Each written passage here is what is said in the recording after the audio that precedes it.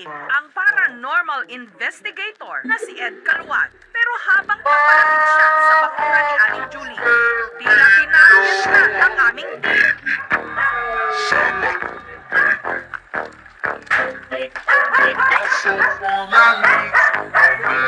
Para makipag-away sa inyo, pumunta ako rito para kausapin kayo. Inuulit ko! Hindi ako pumunta rito para makipag-away. Paramdam niyo sa amin ang inyong presensya.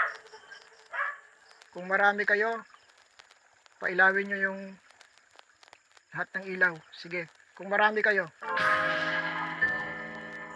Ikaw ba yung bumabato? Sagot, pailawin mo yan.